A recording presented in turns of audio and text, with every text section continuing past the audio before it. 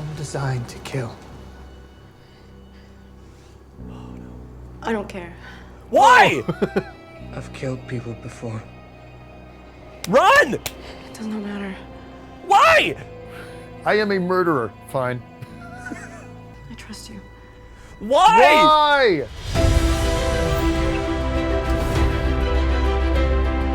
Welcome to Cinema Therapy. That's Jonathan Decker. He's a licensed therapist. I am. And he loves movies. But today I'm a victim. You are about to watch me be victimized on camera because what are we doing today, you sick perv? I decided that since you like reacting to things so much, I'd get your reactions to the fabulous mega blockbuster from 2007, Twilight. Full of just quality relationships. Yeah, see, that's the thing. Like, anyone can watch this and like pick stuff out, but to me, this is nails on a blackboard. Because these people need my help, and they're not asking me for it, so I can't give it to them.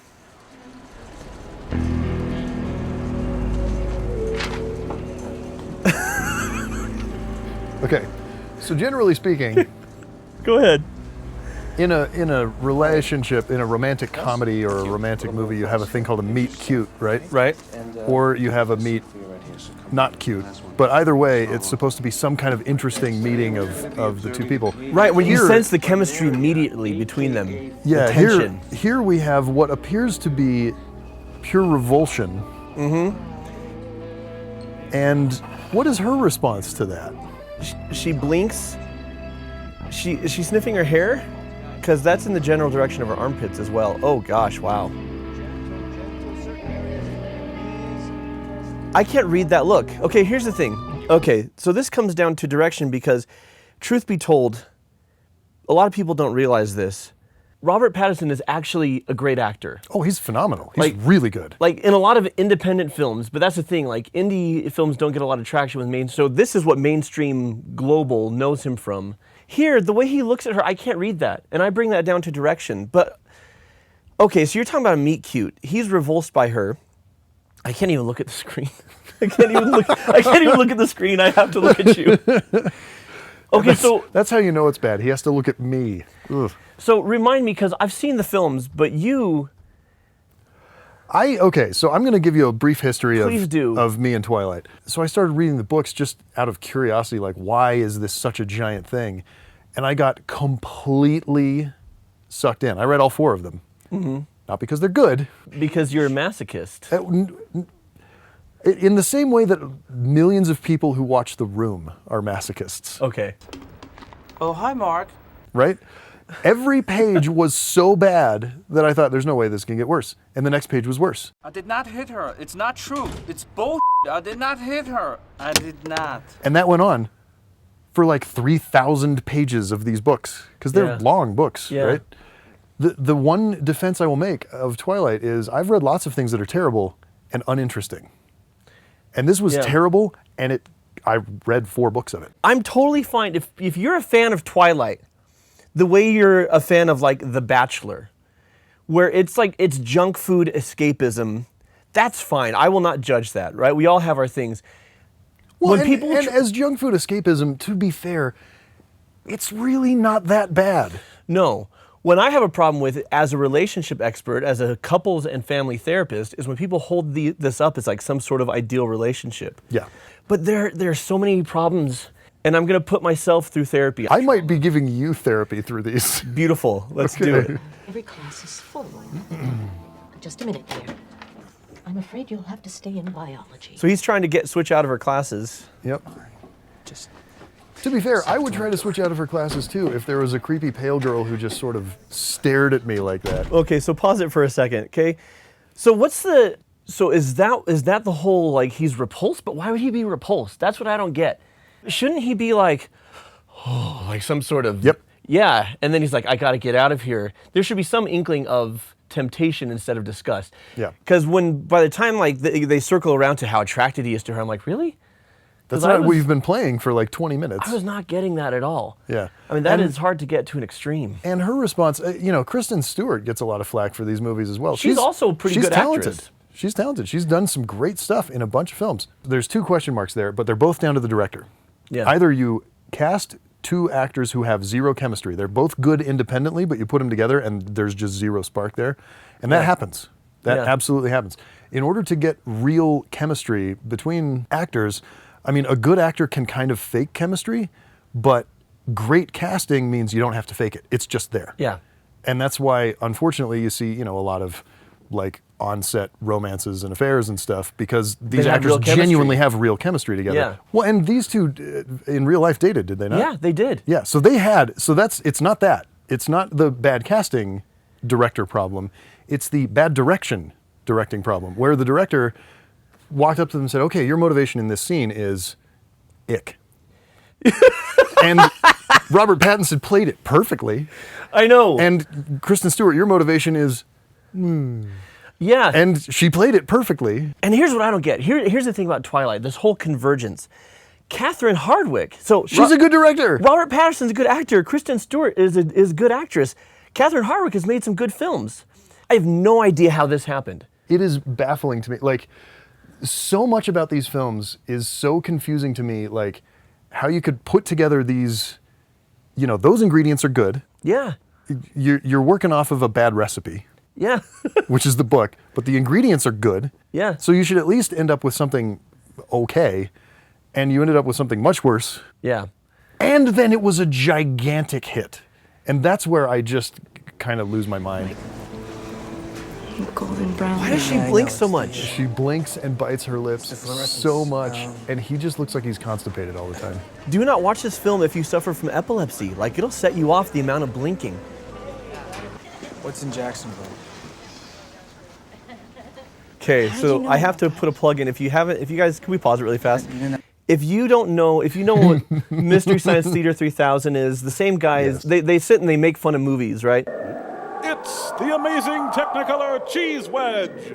The same guys did something called riff tracks, where they do with modern films, and the single best riff tracks, you can download their audio commentary and play it alongside. Best of all time is Twilight. It is no question. It is. I'm not even hyperbole. I laughed until I peed a little, and like we had to pause it. Just a little plug. We're not even affiliates with them. Like just go to rifftracks.com. It takes this movie from being a very bad film and hard to watch to literally the funniest movie experience I've ever had. Greatest endorsement I can give. This is going to shock some of you. My wife is not a movie person. So you're like, what do you have in common? We have a lot in common. This is actually my outlet for all my cinematic side. I'm your movie wife. You are my movie wife. I think I'm going to call you that from now on. But I watched this with her, and she recommends it to friends. An off-brand version of Johnny Depp wearing body glitter. You didn't answer my question. Oh, you don't answer any of mine, so... That's the basis for a strong relationship, I'm guessing. That's what we call, hang on, let's do some actual therapizing here. Okay. You didn't answer my question. Well, you didn't answer any of mine. Okay, when it comes to defensiveness, there's two kinds. Okay. There's playing the victim, and there's launching a counterattack. Sure. Playing a victim is, I don't deserve the way you're treating me, so I'm going to ignore whatever you're bringing up and whatever problem you have with me, I'm going to ignore it and just talk about the way you're talking to me. Okay. And launching a counterattack is, you never do the dishes. Oh yeah, like you ever clean up your laundry? Okay. Right? It's all just this back and forth. And what happens with that type of defensiveness is nothing ever gets solved and we just resent each other. Sure. Bella did a twofer. She did both in one. Oh, she launched a counterattack and she played the victim in one statement. Oh my gosh, you're right. And this is the theme of Bella. I'm a victim who needs rescuing. Yeah. Which is why I don't want my daughters anywhere near this. Oh, it's dreadful. I want them watching Buffy the Vampire Slayer. Uh-huh. There's only one thing on this earth more powerful than evil. And that's us. You're gonna tell me how you stopped the band? Yeah. I had an adrenaline rush. It's very common. You can Google it. Long pause. Civilians. That's what's in Jacksonville. You at least watch where you walk. Wow, I'm so angry all of a sudden. Look, I'm sorry I'm being rude all the time. I just think it's the best way. Bella, guess who just asked me to prom? I just realized something. This is an attempt at a Darcy Elizabeth Bennet situation. where he's a total prick to her. Oh, jeez, you're right. And she's strangely drawn to him. Yep.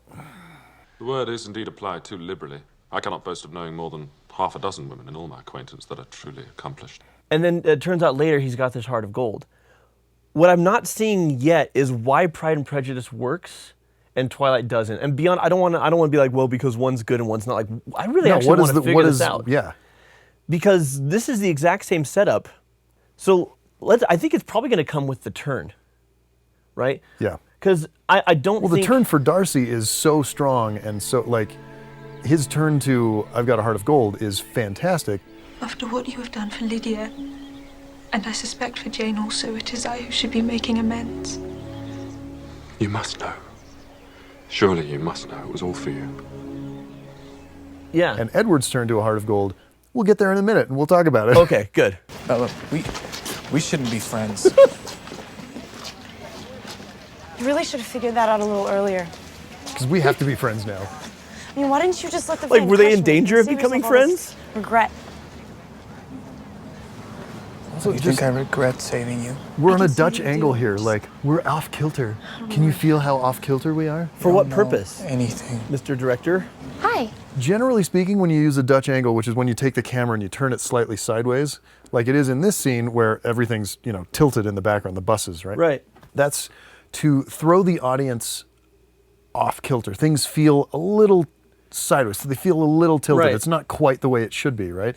It's a very subtle thing that you don't generally notice as an audience member. But it has a purpose. In this scene, I think what the director was trying to say is our relationship is off kilter and tilted right now. See, this is one of the reasons why when we had this idea, like I really wanted you on this, because you bring this perspective of a filmmaker. How does the filmmaking support the thematic, what's going on thematically? A fantastic example of Dutch angles comes to my mind is Brian De Palma's Mission Impossible, 1996. Beginning, Ethan Hunt thinks he's meeting with his handler to help him out because everyone else has just been killed, and his handler says, no, we actually think you're the mole, and I'm here to arrest you. Yeah, and as soon as he starts pointing out the other agents, everything... Ethan starts to figure it out, and now his world is off kilter. Yeah. And in it, for the audience, we feel as off balance as Ethan does. This whole operation was a mole. Here, maybe it's like, well, Bella feels really off balance because she thought she and Edward were going to be lifelong friends based on the overall douchebaggery. Lovers? Lovers. And like, now there's been no support yet for why are you in love with this guy other than he's real pretty. Which, to be fair, is exactly what happens in the book. The book is 350 pages of this guy is so pretty. Can you believe how pretty this guy is? Yeah. Pretty. And then it's 50 pages of, wow, he's abusive. And then it's like, oh, I should shoehorn in a plot. I would apologize to Stephanie Meyer. First of all, I don't think she's watching. Second of all, she's had far worse. Oh, much worse. And third of all, it's hard to feel bad. Like, she's okay. She's doing all right. I do not feel bad for Stephanie Meyer. If we give her a little bit of crap, and to be fair, I'm sure she's a decent person. I finished all 4 of her books. When the new one comes out... From Edward's perspective, I will buy it and read it. This is going to happen. But again, for everyone watching overseas, you are confirming every bias they have about Americans. Americans love crap. We're the worst. We're the worst. Your mood swings are kind of giving me whiplash. I always said it'd be better if we weren't friends, not that I didn't want to be. What does that mean? It means if you were smart, you'd stay away from me. Okay, well, let's say for argument's sake that I'm not smart. It's a fair Did you tell me argument. the truth? No, probably. Okay. What I really wanted to talk about with this, first of all, yes, you've just given away the whole plot. But legitimately, a lot of girls and women are attracted to the bad boy, right? I have always found that confusing. Because stereotypically, it's women and the bad boy. Yeah. But nice guys fall for the wild girls, too. Oh, yeah. No, Like I actually just saw an article in Psychology Today about this, that men are very attracted to attractive women who are crazy. Yeah, well, Like so the craziness adds to the attraction. yeah, there's this element of it that I don't think is tied to gender. When they talk about opposites attract, it's true for a lot of people. Some people are drawn to their carbon copy. Like I have a cousin who's married to a male version of her, and they're very happy. But I definitely married somebody who is completely opposite from me, like as opposite as you can get. And I think of Rocky, where Paulie's talking to Rocky, and he's like, "What do you see in my sister?" And he's like, I don't know, gaps. She's got gaps, I got gaps, together we fill gaps. I don't know. psychologically, I think we think of what are we missing? What do we need more of in our life? Okay. Right? And so if I'm someone who's very straight-laced, very morality-driven, ethical, abides by the rules, either because that's my moral center or because that's how I've been raised, especially if it's how I've been raised, then there's a real allure to, well, a couple things. Something forbidden, something that I can't control, or something that's going to really declare my independence, right? That I was raised to do this, but I'm showing I'm going the other way because I'm my own person. I think one is a big reason for that. Yeah. Two, is there like an adrenaline junkie aspect to that as well? Like this, like playing with fire, right? Yeah, definitely. Like, I think there's a strong, here's the thing. We could do a whole episode on healthy sexuality. Okay. There's a strong sexual component of fire and danger and this is bad for me. And it is the adrenaline of it, right? Okay. And so I also think really nice people, really good people, really decent people have this idea of, it's a savior complex. Not just in their romantic relationships, but in all their relationships. Like, I help people, that's what I do. Right. And I see the good in people, that's what I do. So what happens, you have the adrenaline rush of this is so wrong, coupled with the I see goodness there, you know, and I can bring it out. And then it just becomes this perfect storm of, I'm going to stay in this relationship. And we talked about gaslighting in the Tangled video. Gaslighters and abusers and narcissists will give you just enough positive feedback and affection to keep you invested. To keep that feedback and go staying in it. So, look, I know Edward is supposed to be like bad boy with a heart of gold, but a bad boy with a heart of gold is going to be somebody who is probably broken from a life experience. They're not like a jerk for no reason. Yeah. Like their original center, their original setting was decent person. He feels really bad because when he turned, he killed some people to drink before he became a vegetarian. And so he's got his tortured past of like, I murdered people, I'm a monster. Yeah. But Edward's got no reason. But it's been 100 years at this point since he did that. He's kind of like the poor man's Spike from Buffy. Because Spike's a far more interesting character. Far more interesting. Because he's genuinely a terrible person who then comes to goodness and then suffers. We will return your soul. Immensely for becoming good and hates himself for it. Well, Spike was good before he became a vampire. Right. And Edward, like, that's my thing, is like, there's no reason for him to be a bad boy. There's no reason for him to be rude. He just is. And that's not bad boy with a heart of gold. That's just a jerk. That's just a jerk. Yeah. It's all superhero stuff, right? What if I'm not the hero? What if I'm the bad guy? You're not. Why? What are you trying to put off? But I can see that it's just to keep people away from you. It's a mask. Okay. You're so pretty. So this is my issue. It's just okay. I'm starting to feel. Bella says you're not a bad guy. It's a mask to keep people away from you, right? Okay, so in the writing, they're just saying here's who he is. Yeah. And Bella sees it, and we're explaining it to you. But if you actually watch it, she has no experience that would show her anything but that. And she has, other than the fact that he saved her life, right? Yeah. And since when is Bella this trained human observer, like this great, she could see into the souls of men? Well, you know? I mean, the evidence that we have is overwhelmingly that she's a moron and can't tell anything about humans because she's evidently a very pretty girl. Who moves to a new town. I think she's pretty. I do. Some people don't. Yeah. I think she's very pretty. I think, listen, I'd hold her hand. But it's okay, Megan, my wife. It's not going to happen. Yeah, so Bella is a terrible observer of humans because she's a very pretty young woman, moves to a new town and is absolutely flabbergasted that she's getting so much attention from all of these people. It's like, you're the new person in town and you're the prettiest girl at the ball. Like, how are you stunned by this? How is this surprising to you? Yeah. Because the way this is playing out, she should be like, that guy's a douche monkey, and I'm going to have nothing to do with him. End credits. Pretty much. This is a 5-minute movie if it's, well written with an intelligent character. If anyone treats you the way he's treating her, do not pursue. I don't care how high his hair goes. Do not pursue. It's not worth it. His hair does go really high. It does. I don't know how he clears some of these doorways. It's good hair. Next time on Cinema Therapy. I just figured out the problem with Edward. Uh-oh.